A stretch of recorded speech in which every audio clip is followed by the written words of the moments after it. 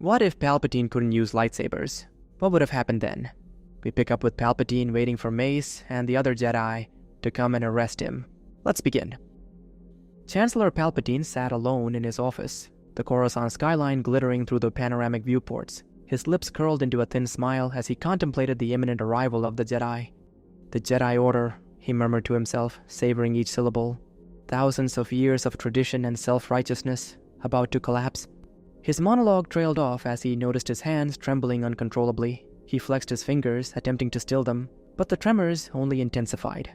The medical droids had been quite specific about his condition. Advanced cerebellar ataxia induced by prolonged exposure to various narcotics.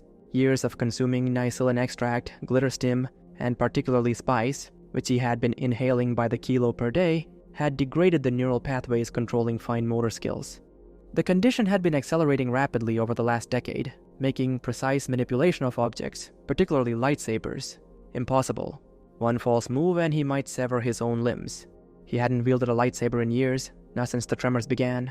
Even during Plagueis' elimination, he'd relied on other methods. Nevertheless, the approaching confrontation with the Jedi Masters required preparation. They would expect sabers, and Palpatine needed an alternative. Fortunately, the dark side had provided. Through various intermediaries in the black market, or as he liked to call it, the dark market, he had acquired ancient Sith texts detailing forgotten technologies. Among these, one particular design captured his attention. Schematics for a transformation device conceived by Darth Malgus, a Sith Lord from 4 millennia past.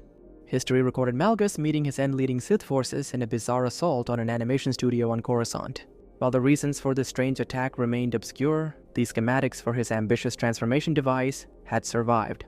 These crucial plans, carefully preserved in a hidden vault, eventually found their way into Palpatine's possession. Seeking to realize the device's potential, 7 years ago, Palpatine had tasked Count Dooku with crafting the apparatus from Malgus's schematics. Despite Dooku's advancing frontotemporal dementia, the Count had succeeded with General Grievous's technical assistance. The device, resembling a bulky, somewhat ostentatious chronometer crafted from unfamiliar alloys, was securely clamped onto Palpatine's left wrist. Its face didn't display time, but featured a circular interface dominated by a central crystal.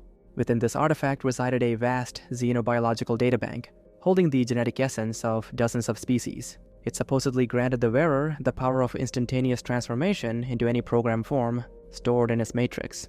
The successful completion of this transformation device was, in fact, the primary reason Palpatine had allowed Count Dooku to survive the Clone Wars thus far. Just 2 months ago, Dooku personally tested the device, sending holographic proof of its functionality to Coruscant before ensuring its delivery to his master. With this final, crucial tool secured, and perhaps finding the aging Count's continued usefulness and existence tedious, Palpatine decided it was time to remove him. He promptly orchestrated the elaborate kidnapping aboard the Invisible Hand, maneuvering Anakin Skywalker into executing the disarmed Dooku, a move that simultaneously eliminated a redundant apprentice and further corrupted his intended replacement. Now, with Dooku eliminated and the powerful device adorning his wrist, Palpatine had selected a specific transformation for the coming encounter. An 8-foot-tall reptilian creature, related to the Salamiri of Merkur, capable of generating force-nullifying fields. With this ability, he planned to neutralize the Jedi's powers and eliminate them through sheer physical superiority. The door signal chimed. They had arrived. Master Windu entered first, followed by Kit Fisto, Saesee Tiin, and Agen Kolar, 4 of the Order's most accomplished duelists. Master Windu, Palpatine greeted, feigning surprise. I take it Don Grievous has been destroyed then? In the name of the Galactic Senate of the Republic, you're under arrest, Chancellor, Mace declared. Palpatine rose slowly. Are you threatening me, Master Jedi? The Senate will decide your fate. I am the Senate, he hissed. Not yet.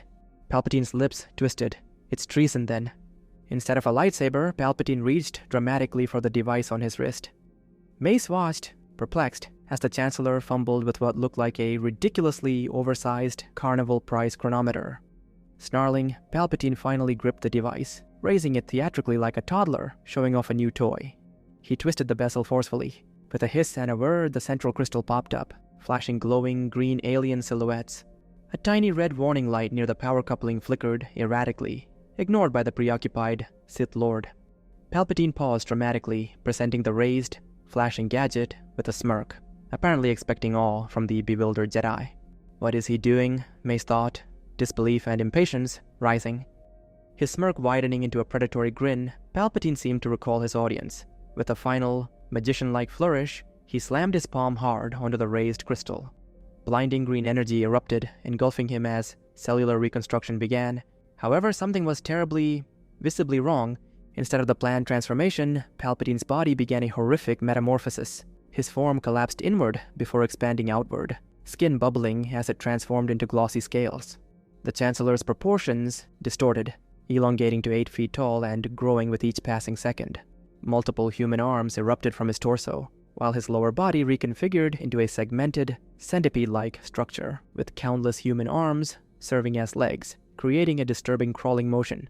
His head stretched, splitting into 5 distinct growths, each bearing a warped version of his features. A glowing white hourglass symbol appeared prominently on the central mass. Every mouth opened simultaneously, each emitting different tones of agonized wails that soon transformed into predatory hisses. Kit Fisto doubled over, emptying his stomach onto the Chancellor's carpet. The creature crashed to the floor, its immense weight splintering the ornate tiles. The Jedi had no moment to process what they were witnessing, whether Palpatine still existed within this monstrosity, or if it was now just a mindless predator. More urgently, they felt an expanding void in the Force, emanating from the creature, a nullification field growing stronger with each passing second. The abomination's many eyes fixed on them with predatory focus as dozens of human hands clawed against the floor, propelling it forward with terrifying speed. Its intent was clear, regardless of what consciousness now drove it. "Kill it," Fisto shouted, already backing toward the door. Mace hurled his lightsaber, embedding it in what appeared to be the primary head.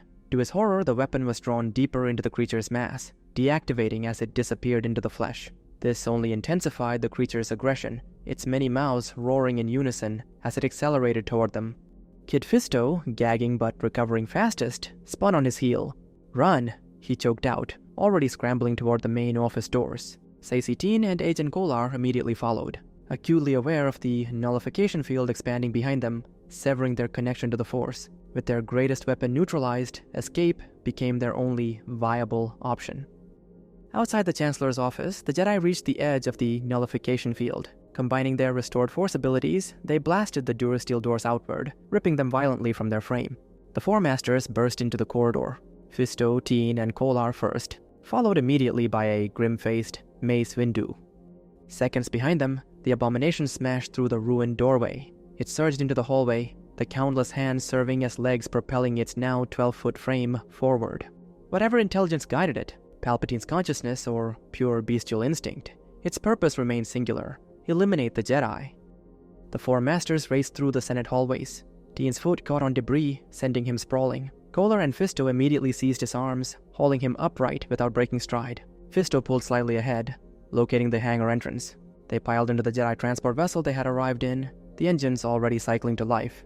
Behind them, they heard the horrifying sound of the creature smashing through ferrocrete walls. Mace activated his comlink, simultaneously establishing multiple emergency channels to the Jedi Temple, Senate Security, Coruscant Security Force, and every clone legion within response range. "This is Master Windu. The Chancellor has transformed into an unknown hostile entity with Force nullification capabilities. Evacuate the executive building immediately and prepare bombardment protocols." He transferred direct feed from the transport vessel's holocam system to all recipients, broadcasting real-time footage of the nightmarish creature that had once been Palpatine. He uploaded the same feed to the public holonet emergency channels, ensuring the entire planet would witness the threat. The footage spread across Coruscant's communication networks within seconds. Citizens watched in horror as the massive abomination, now growing to the size of a small building, crawled up the executive building's ornate facade. Its countless human arms propelled it upward with frightening speed. Inside the building, alarms blared. Staffers fled in terror, abandoning workstations as security officers directed evacuation procedures. Within minutes, the surrounding sectors had been cleared, creating a desolate zone around the structure. At the nearby CSF precinct, Captain Griffin glanced at the emergency feed, muttered something about Senate problems, and promptly resumed his interrupted nap. His officers followed suit, seeing no opportunity for their usual shakedowns or spice confiscations in a confrontation with a giant mutant. Clone commanders established a perimeter, but maintained distance. Even Jedi reinforcements held back, unwilling to sacrifice their connection to the Force by approaching the monstrosity that continued to increase in size with each passing minute. The Security Council convened an emergency session via remote feed, members linking in from secure locations across the planet. The vote was unanimous and immediate. Within 5 minutes of Windu's initial transmission, they authorized orbital bombardment of the executive building. Defense platforms locked onto the target as it perched atop the structure, its mass now engulfing the dome's upper third, countless arms and misshapen limbs cascading down the building's sides. However, as weapon systems prepared to fire, observers noticed the white hourglass symbol on the creature's primary mass beginning to flash red. A brilliant pulse of energy erupted across its entire form, causing the abomination to convulse violently. Within moments, the monstrous form had collapsed back into the familiar shape of Chancellor Palpatine. He stood precariously near the edge of the executive building's dome, elderly, human, and disoriented. His robes hung in tatters around his diminished frame as he staggered on the curved surface. But something was terribly wrong. Mace Windu's deactivated lightsaber hilt protruded from his left eye socket, the metal cylinder penetrating cleanly through to the back of his skull. Palpatine's hands trembled as they rose toward the foreign object lodged in his head. His fingers brushed against the lightsaber hilt, seemingly uncomprehending. Then his body went rigid. He toppled sideways, beginning an initially slow, almost graceful roll down the curved surface of the executive building dome. As his body descended, it gradually picked up speed, transforming from a dignified politician's final moments into an increasingly rapid tumble. Officials, citizens, and military personnel watched in macabre fascination as the Chancellor's body accelerated down the dome's polished surface, bouncing over architectural embellishments before finally plummeting from the edge. He landed with a sickening thud in Republic Park below, his body splayed grotesquely across a memorial to the founders of the Republic. In the subsequent investigation, the Jedi's testimony and the broadcast footage cleared them of any wrongdoing. What remained of Palpatine and the device were carefully collected from the memorial in Republic Park. During the Senate hearings, Kit Fisto provided a particularly memorable account. It started when an alien device did what it did, Fisto explained. When questioned further by the committee, he simply gestured toward the holo footage. He turned into an alien before our very eyes. He was slimy, creepy, fast and strong. He was every shape and size. Historical research conducted by the Jedi, who were the only ones interested enough to investigate the device thoroughly, revealed its bizarre origins. After retrieving Palpatine's private logs and combining them with ancient Sith records, they pieced together the strange tale of Darth Malgus. Malgus had been a fanatical devotee of an animated holodrama series during his childhood. When the show was abruptly cancelled and later rebooted in what he considered an inferior format, his disappointment transformed into all-consuming rage that eventually led him to the dark side. In one particularly telling incident, a female Twi'lek servant who worked on the estate of Malgus's father mocked his continued attachment to a children's program. Even as Malgus force-choked her to death for this, she died laughing at his pathetic fixation, while Malgus himself sobbed with rage. This ridicule only intensified Malgus's obsession. He joined the Sith Academy on Dromund Kaas with a secret agenda, to eventually gain enough power to force the Republic-based animation studio to revive his beloved series in its original format. Even as a fully grown man and accomplished Sith Lord, he would watch reruns on the battlefield, singing along to the theme song to the immense annoyance of his wife, whom he eventually killed for ridiculing his attachment. According to recovered holocrons, her Force Ghost continued to mock him even after death. When the Sith Dark Council refused to support his proposed Republic takeover plan, which involved planting 20 kilos of spice in the Chancellor's office, Malgus erupted in frustration. He seized the prototype apparatus he had been laboring on for years, a real-world recreation of the wrist-mounted transformation device from his beloved show. Gathering several hundred loyal Sith followers, he convinced them they were embarking on a mission to correct a grave injustice done to the Sith Empire, though he was deliberately vague about specifics. With his creation secured on his wrist, he resolved to take matters into his own hands and force the animation studio to revive the series in its original glory. Their vessel crashed directly into Coruscant's premier animation studio. Malgus, transformed into his favorite four-armed alien form, led the takeover operation with explicit instructions that no one was to be harmed. His confused Sith followers complied, gathering the bewildered animators and executives into the main conference room. After reverting to human form, Malgus approached CEO Charana Holo, the Togruta executive who had overseen the studio's decline. With tears swelling in his eyes, Malgus passionately explained how the show about a boy who could transform into aliens needed to be restored to its authentic form. He presented a meticulously crafted series Bible he had been developing for 15 years, complete with character arcs, animation-style guides, and marketing strategies. "The galaxy needs this," Malgus insisted, his voice breaking. "Not this hollow imitation currently airing." To the astonishment of his Sith followers, who themselves were growing misty-eyed, Holo and her creative team were genuinely moved by Malgus's devotion. They reviewed his extensive notes, nodded appreciatively at his character designs, and ultimately agreed to appoint him as creative director for the revival. This is exactly what we've been missing," Holo admitted, wiping away her own tears. "Your passion will save this franchise."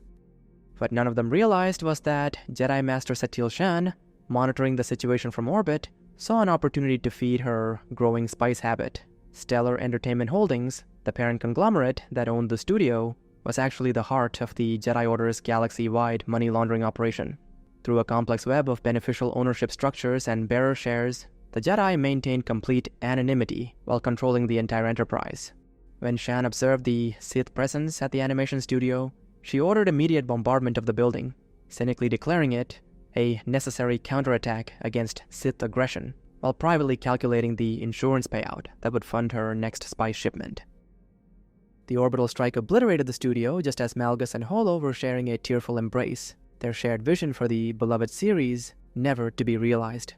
The Jedi Order subsequently collected massive insurance payments from the Republic, and according to controversial records later uncovered during the Clone Wars, Master Shan personally appropriated the entire sum and used it to purchase 500 kilos of spice. When her fellow Jedi tried to take it, she reportedly fought off 100 of them at once, an act which apparently led to her becoming Grand Master. As for Palpatine's catastrophic transformation, Count Dooku's advanced dementia had caused him to install the power cells backwards during maintenance. The device had been operating on backup power during Dooku's successful test, but Palpatine's subsequent experimentation drained this reserve. Thus, when he activated the device against the Jedi, it attempted to draw power from the only remaining source, the backwards primary cells. The resulting reverse polarity instantly corrupted the transformation matrix, causing the horrific mutation that led to his undignified demise. Master Yoda later decided to turn Malgus' story into a movie. Anakin bribed him with paint and got the part of Malgus. He was busy filming with Yoda when Luke and Leia were born.